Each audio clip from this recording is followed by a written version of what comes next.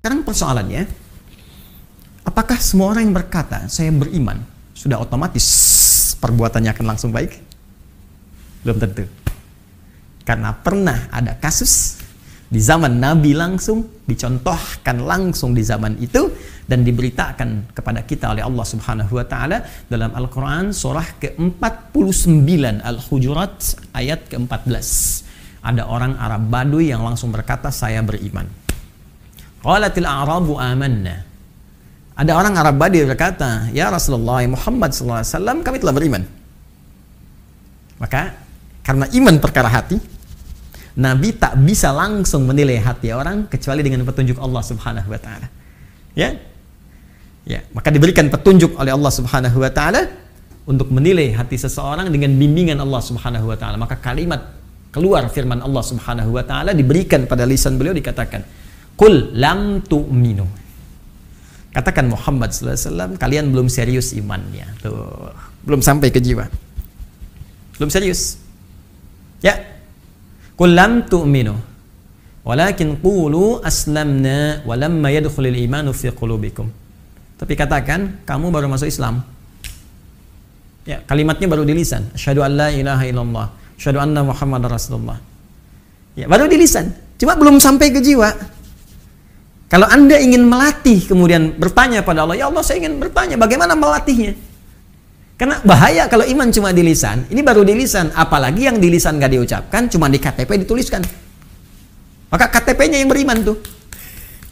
Orangnya bisa tidak. Ya.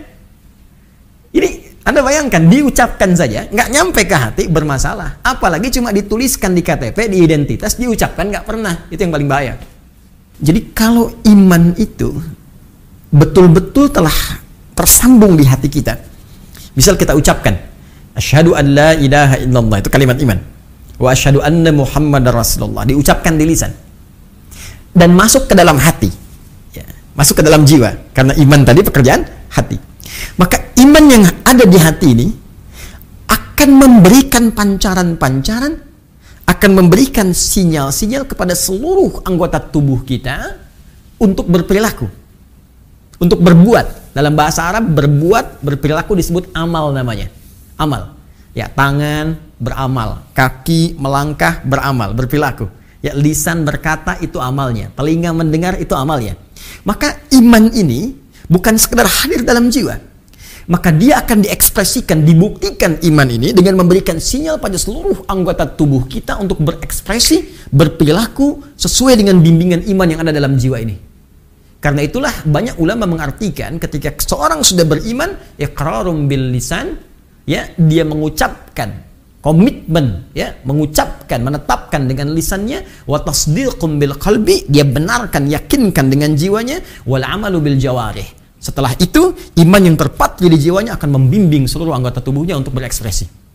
Nah, karena dibimbing oleh iman, maaf sekali, karena iman ini tadi melahirkan sumber ketenangan dari kata aman, sumbernya dari Allah Subhanahu wa Ta'ala. Karena Allah itu baik, ya, dan karena sifat ketenangan, keamanan yang bersumber dari Allah baik, maka semua ekspresi yang dibimbing oleh iman itu pasti baik.